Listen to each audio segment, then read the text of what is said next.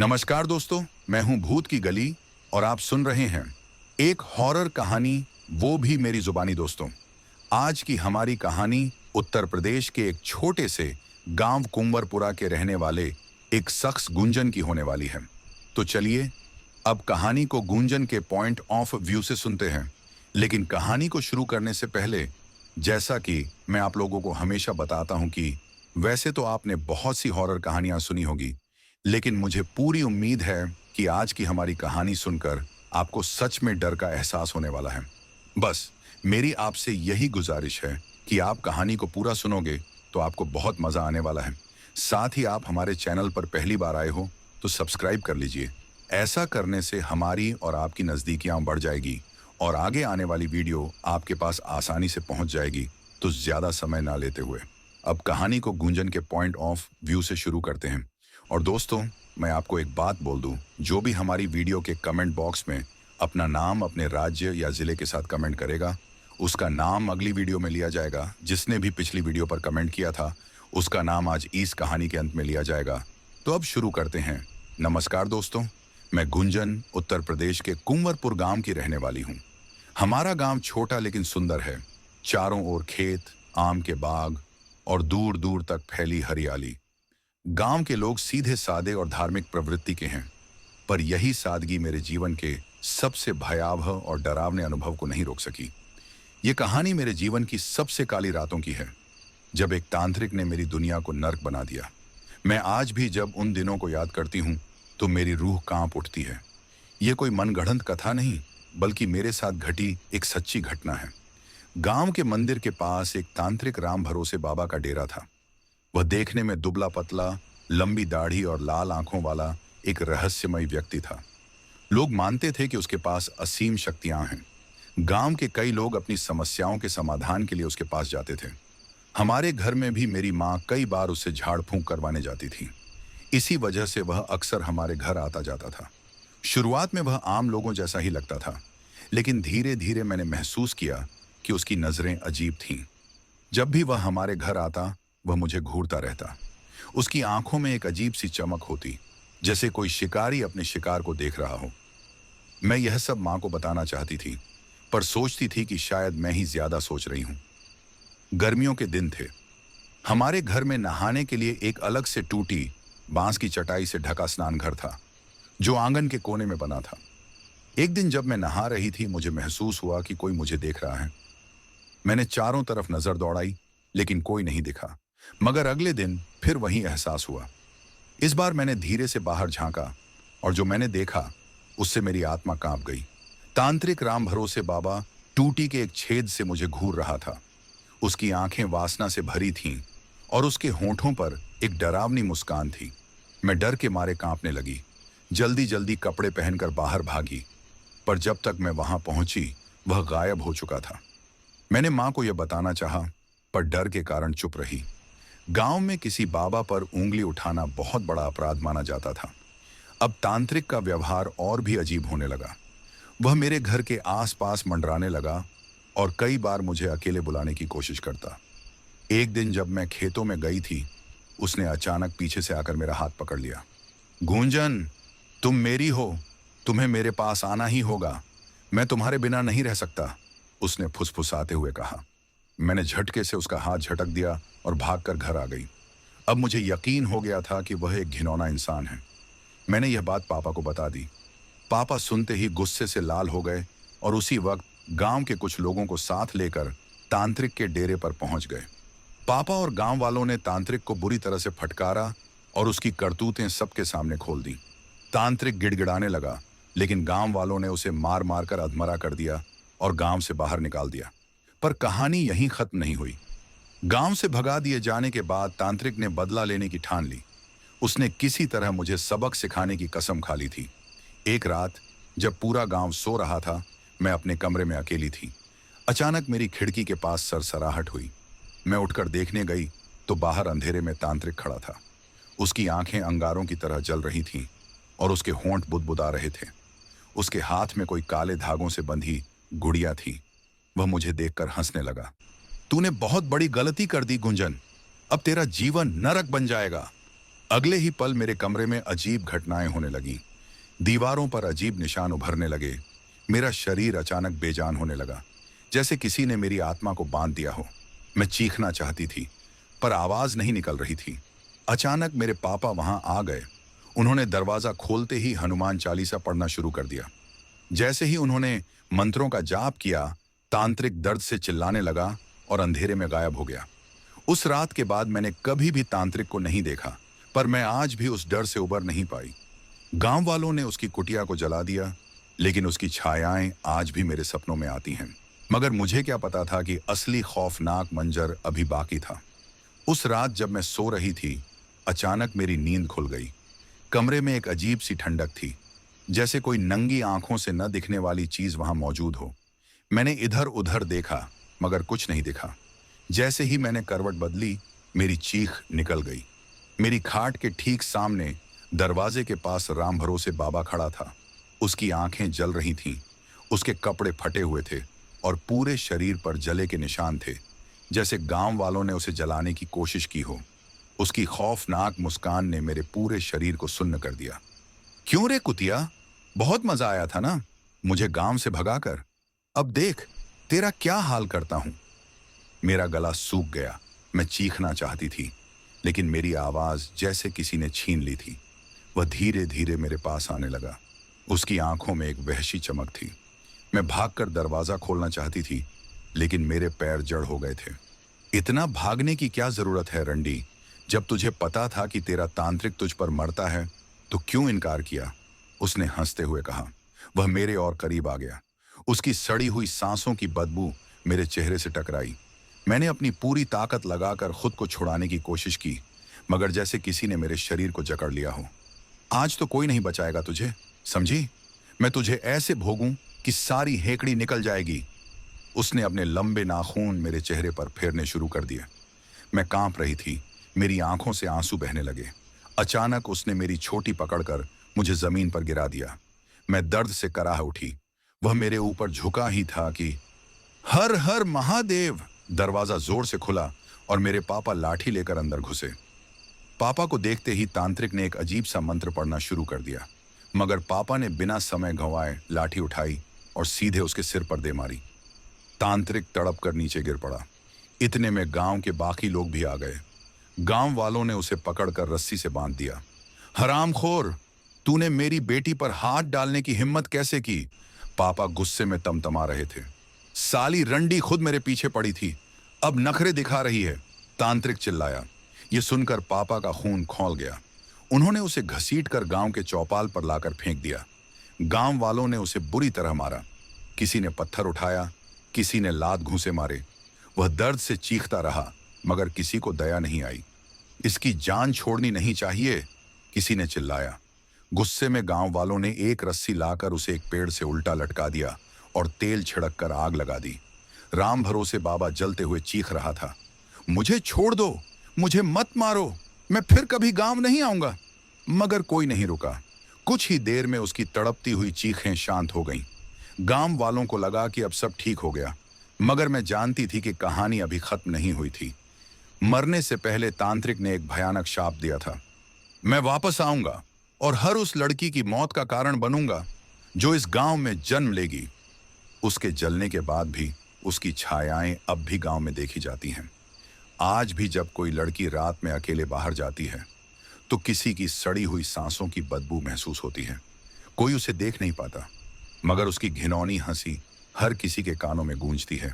ऐसे में मेरी जिंदगी में राहुल आया, वह जो मेरे घावों पर मरहम लगाने वाला था, जो अंधेरे से बाहर निकालकर मुझे फिर से जीना सिखाने वाला था। राहुल हमारे ही गांव के जमींदार वीरेंद्र प्रताप सिंह का बेटा था। पढ़ाई के लिए शहर गया था और कई सालों बाद गांव लौटा था। लंबा कद, चौड़ा सीना और चेहरे पर मासूमियत के साथ एक गहरी समझ। पहली बार जब मैंने उसे देखा, वह हमारे घर के पास आम के पेड़ से कच्चे आम तोड़ रहा था। मुझे देखकर उसने शरारत से कहा, गुंजन, बचपन में तो तू बहुत लड़ाकू थी, अब बड़ी होकर सीधी हो गई है। मैं कुछ नहीं बोली, बस हल्का सा मुस्कुरा दी। सच कहूं तो उसकी बातें सुनकर दिल को सुकून सा मिला। मैं महीनों से डरी हुई थी, लेकिन उसके सामने आते ही ऐसा लगा जैसे कोई मेरी टूटी हुई दुनिया को फिर से जोड़ने आया हो। राहुल जब भी मुझे देखता, उसकी आंखों में एक अजीब सी गर्माहट होती।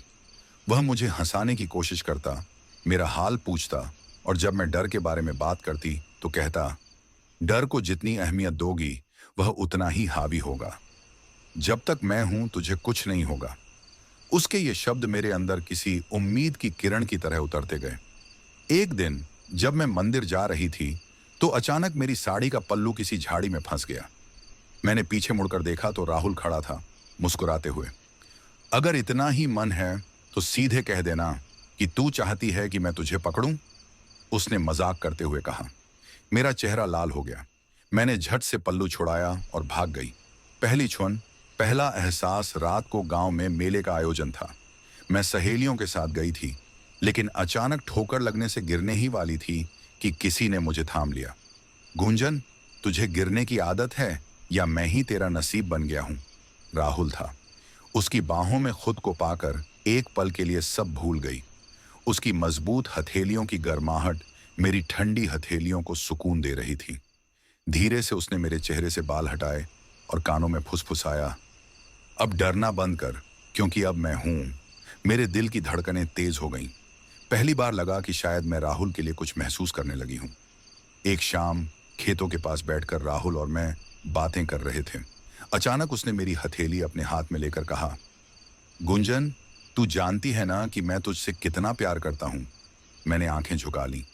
अगर तू चाहे तो हम इस गांव को छोड़कर कहीं दूर जा सकते हैं, जहां कोई डर ना हो, कोई तांत्रिक ना हो, बस मैं और तू हो। उसकी आंखों में सच्चाई थी। मैं सोच में पड़ गई। क्या मैं सच में प्यार के लायक थी? क्या मैं डर के साए से बाहर निकल सकती थी?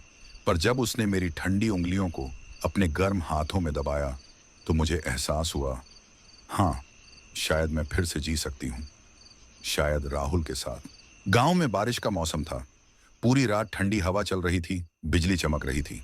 मैं घर के आंगन में खड़ी थी जब अचानक किसी ने पीछे से आकर मेरा हाथ पकड़ लिया। राहुल था। इतनी रात में यहां अकेली क्यों खड़ी है? उसने धीमे स्वर में पूछा। नींद नहीं आ रही थी, मैंने कहा, उसकी गर्म हथेलियों की पकड़ को महसूस करते हुए। तो चल, आज तुझे वो दिखाता हूं जो तूने पहले कभी नहीं देखा। उसकी आंखों में एक अजीब सी आग थी जिसमें मैं खुद को खोती जा रही थी। अंधेरे में दो जिस्म, एक आग। राहुल मेरा हाथ पकड़कर गांव के पीछे बने एक पुराने बाग में ले आया। बारिश अब भी हल्की हो रही थी। चारों ओर अंधेरा था और सिर्फ बिजली की चमक से हमें एक दूसरे के चेहरे नजर आ रहे थे। अचानक उसने मेरा चेहरा दोनों हाथों से पकड़ लिया और मेरी आंखों में गहराई से देखा। गुंजन, क्या तुझे लगता है कि मैं तुझसे सिर्फ प्यार करता हूं? मैं कुछ समझ नहीं पाई। नहीं गुंजन, मैं तुझे चाहता भी हूं, तुझे महसूस करना चाहता हूं, तेरा हर एहसास अपने अंदर समेटना चाहता हूं। उसके शब्दों ने मेरे अंदर एक सिहरन पैदा कर दी। मैंने कभी ऐसा महसूस नहीं किया था। इतनी हवस, इतनी प्यास। बारिश तेज हो गई थी। हमारे कपड़े भीग चुके थे। ठंडी हवा के बावजूद मेरा शरीर तप रहा था। राहुल ने धीरे से मेरी कमर में हाथ डाला और मुझे अपनी तरफ खींच लिया। हमारी सांसें एक दूसरे से टकरा रही थीं। मेरा दिल इतनी जोर से धड़क रहा था कि लगा शायद राहुल उसे सुन भी सकता है। अगर अभी भी डरती है तो मना कर सकती है, उसने कहा। लेकिन उसकी आंखों में एक उम्मीद थी। मैंने जवाब में कुछ नहीं कहा, बस धीरे से अपनी आंखें बंद कर लीं। बस यही इशारा काफी था। उसने मेरे होठों पर अपने तपते हुए होंठ रख दिए। एक अजीब सा करंट मेरे पूरे शरीर में दौड़ गया। उसकी उंगलियां मेरे गीले बालों से होती हुई मेरी पीठ तक आईं। बरसते पानी के बीच अंधेरे में दो जिस्म एक दूसरे में समाने को बेताब थे। उस रात मैं सिर्फ राहुल की नहीं हुई, मैं खुद से भी पराई हो गई। जब सब कुछ थम चुका था, हम दोनों घास पर पड़े हुए थे। राहुल मेरे बालों में उंगलियां फेर रहा था। गुंजन, अब कभी खुद को अकेला मत समझना, उसने कान में फुसफुसाया। मैंने उसकी तरफ देखा और हल्का सा मुस्कुरा दी, मगर कहीं ना कहीं दिल के किसी कोने में एक अजीब सा डर था। क्या यह सिर्फ इच्छा थी या सच्चा प्यार? और क्या यह सब इतना आसान था? अगली सुबह जब मैं घर पहुंची तो अम्मा ने सवालों की बौछार कर दी। कहाँ थी रात भर? उनका चेहरा गुस्से से लाल था। मैंने झूठ बोल दिया। सहेली के घर रुक गई थी, मगर उनका शक जाना नहीं। उन्होंने गहरी नजरों से मेरी तरफ देखा, जैसे उन्हें यकीन न हो। पर असली डर तब लगा जब मैंने अपनी पीठ के नीचे अजीब से जख्म देखे। ऐसा लग रहा था कि किसी ने मेरे जिस्म पर नाखूनों से गहरे घाव बनाए हों। मगर यह कैसे हो सकता था? राहुल ने ऐसा कुछ नहीं किया था। फिर यह निशान आए कहां से? मैंने घबराकर अपनी साड़ी सही की और मंदिर जाने के लिए निकली। मगर जैसे ही मैंने दरवाजा खोला, मेरे पैरों तले जमीन खिसक गई। बाहर वही तांत्रिक खड़ा था जो मर चुका था। मैंने अपनी आंखें मली, ये देखने के लिए कि मैं सपना तो नहीं देख रही। मगर नहीं, राम भरोसे बाबा सच में मेरे सामने खड़ा था। उसका शरीर अझला था, आंखें गड्ढों में ढंसी हुई थीं और होठों से काला खून टपक रहा था। बोल रंडी, मजा आया? उसकी घिनौनी आवाज मेरे कानों में गूंज उठी। मैंने डर के मारे दरवाजा बंद करने की कोशिश की, मगर मेरे हाथ काम नहीं कर रहे थे। सोचा था मुझे जलाकर मार दोगे और सब खत्म हो जाएगा। उसकी आवाज कहीं पास से नहीं, बल्कि मेरे कानों के अंदर से आ रही थी। तेरा जिस्म अब सिर्फ राहुल का नहीं है, गुंजन। तूने जिस पल अपनी पवित्रता खोई, उसी पल तेरा नसीब भी बदल गया। मैंने चीखने की कोशिश की, मगर कोई आवाज नहीं निकली। मेरे पैर सुन्न हो गए थे। राम भरोसे बाबा हंस रहा था, उसकी हड्डियां चटक रही थीं।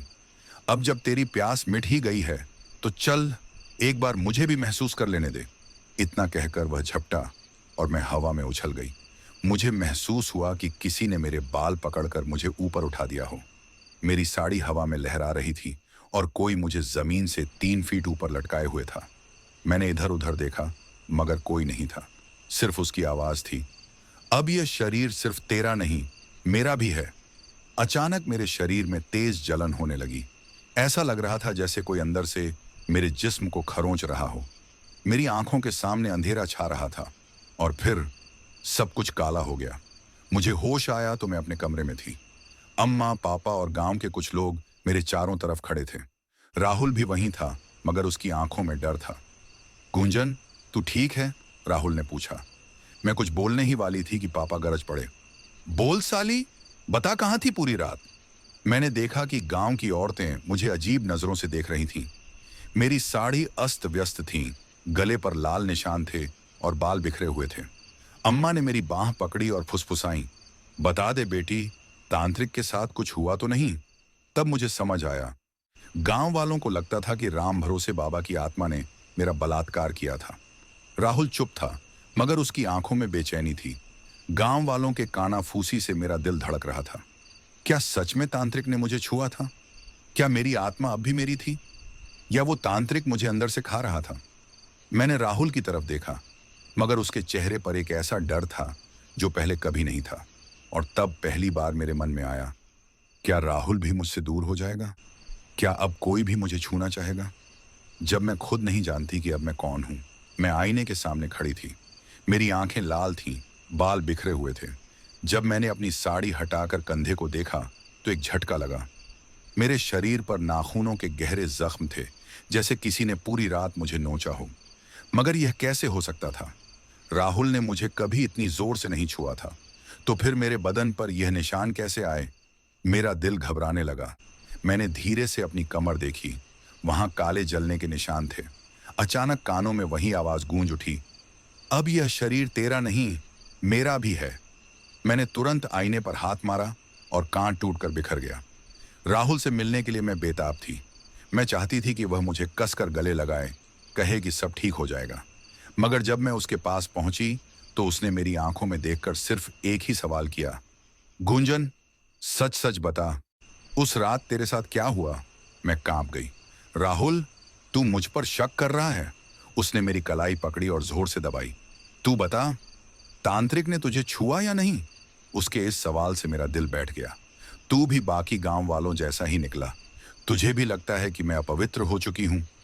राहुल ने कोई जवाब नहीं दिया। वह बस मेरी आंखों में देखता रहा, लेकिन उसकी आंखों में प्यार नहीं था, डर था, घिन थी। उस रात जब मैं अकेले अपने कमरे में थी तो एक अजीब सा एहसास हुआ, जैसे कोई और भी वहां मौजूद था। कमरे का दिया अचानक बुझ गया। मेरी सांसें तेज हो गईं। अचानक मुझे अपने गले पर किसी के हाथों का दबाव महसूस हुआ। मैंने चिल्लाने की कोशिश की, मगर मेरी आवाज गले में ही घुट गई। कहा था ना कि अब तू सिर्फ मेरी है। मेरे सामने कुछ नहीं था, मगर मेरा शरीर खुद ब खुद हवा में उठने लगा। मेरी साड़ी खुलकर बिखर गई और मैं जमीन से 3 फीट ऊपर लटकी हुई थी। तूने अपनी पवित्रता खुद खत्म की थी, अब इसका मजा भी तुझे ही उठाना पड़ेगा। मैं छटपटा रही थी, मगर मेरा जिस्म धीरे धीरे बेजान हो रहा था। मेरी आंखें ऊपर उठ गईं और एक झटके में मैं जमीन पर गिर गई। सब कुछ काला हो गया।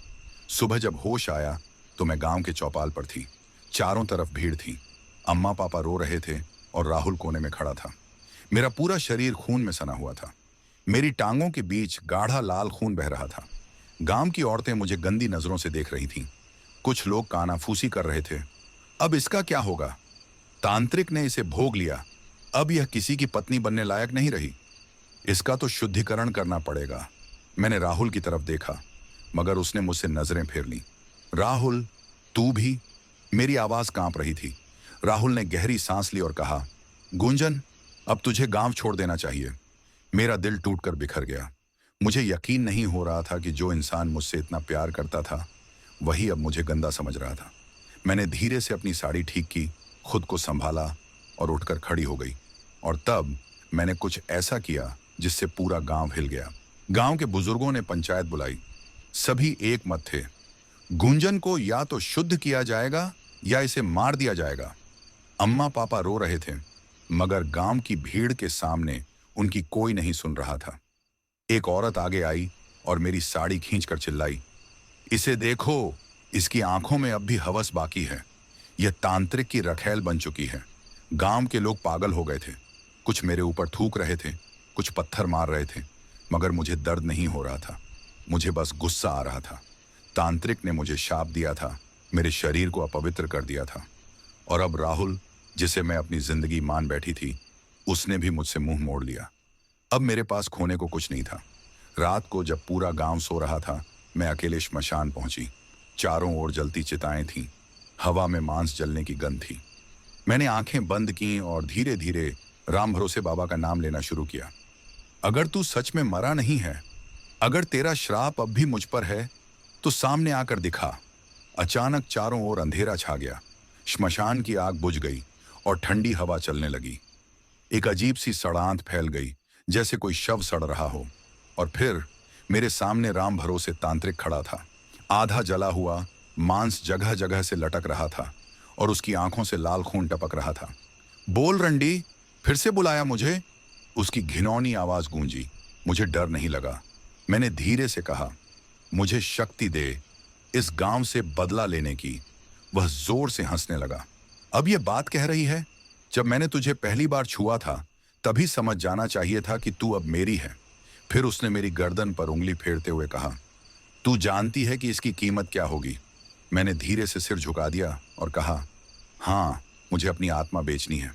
अगले दिन जब गांव वाले पंचायत में मेरा अंतिम फैसला लेने वाले थे, मैं वहां अकेली खड़ी थी। मगर मैं अब वो डरी हुई गुंजन नहीं थी। मुझे दूर से आते हुए राहुल दिखा। उसकी आंखों में घृणा थी। शायद वह मुझसे अब भी नफरत करता था। मगर जैसे ही वह मेरे पास आया, मैंने उसकी आंखों में देखा और धीरे से फुसफुसाई, राहुल। उसके चेहरे की घृणा अचानक दर्द में बदल गई। वह जमीन पर गिर पड़ा और उसका शरीर तड़पने लगा। गांव वाले घबरा गए। कुछ ही सेकंड में राहुल का शरीर पिघलकर खून का तालाब बन चुका था। गांव में चीख पुकार मच गई। यह चुड़ैल बन चुकी है। तांत्रिक की आत्मा इसमें समा गई है। मगर अब मैं सिर्फ मुस्कुरा रही थी। आज जो भी मेरी तरफ उंगली उठाएगा, उसे राहुल की तरह तड़पा तड़पा कर मारूंगी। आज इस गांव में सिर्फ एक ही आत्मा राज करेगी, राम भरोसे की और मेरी। और फिर मैंने अपनी पहली हंसी सुनी, वही हंसी जो कभी राम भरोसे बाबा किया करता था। अब गांव में कोई नहीं बचेगा। अब यह गांव मेरा नरक बनेगा। राहुल की मौत के बाद पूरा गांव पंचायत में इकट्ठा हुआ। मुखिया ने डंडा जमीन पर पटका और चिल्लाया, इस डायन को जिंदा जला दो। गांव की औरतें मुझे कोस रही थीं, बच्चे मुझे छुप छुप कर देख रहे थे और मर्द मुझे जलाने की तैयारी कर रहे थे। बांध इसे पेड़ से। 4 हट्टे कट्टे मर्द मेरी तरफ लपके, मगर मैं मुस्कुराई। जैसे ही उन्होंने मुझे छूने की कोशिश की, उनके हाथ झलकर काले हो गए। उनकी चीखें पूरी पंचायत में गूंज उठीं। मुखिया ने घबराकर पीछे हटते हुए कहा, यह अब इंसान नहीं रही। मैं धीरे धीरे आगे बढ़ी। तुझे मेरी मौत चाहिए थी ना, मुखिया? मैंने कहा। मेरी आवाज अब मेरी नहीं थी, राम भरोसे की थी। मुखिया कांपने लगा। मैंने धीरे से अपनी उंगली उठाई और एक ही पल में उसका शरीर हवा में उठ गया। गांव वाले हैरानी से देख रहे थे। मुखिया हवा में लटका हुआ था। उसके शरीर से हड्डियां छटकने की आवाजें आ रही थीं। अब तू फैसला सुना, तुझे मौत मंजूर है या नरक? मुखिया की आंखों से खून बहने लगा। उसका शरीर धीरे धीरे सिकुड़ने लगा और फिर एक जोरदार चीख के साथ उसका शरीर चूर चूर होकर हवा में घुल गया। गांव में सन्नाटा छा गया। अब सबको पता था कि इस गांव में अब सिर्फ एक ही कानून चलेगा, मेरा। रात गहरी हो चुकी थी। गांव के लोग अपने घरों में दुबके बैठे थे। मैं गांव के बीचों बीच खड़ी थी और मेरे पीछे राम भरोसे का अधझला भूत मुझ पर मुस्कुरा रहा था। अब यह गांव तेरा है गुंजन, उसने धीरे से कहा। मैंने उसकी तरफ देखा। उसकी आंखों में हवस थी। अब वक्त आ गया है कि तू भी पूरी तरह मेरी बन जाए। उसकी बातें सुनकर मैं कांप गई। मैंने अपनी आत्मा उसे दे दी थी, मगर अब वह मेरा शरीर भी चाहता था।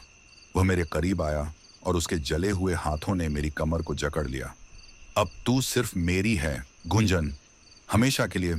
मैं छटपटा रही थी, मगर अब बचने का कोई रास्ता नहीं था।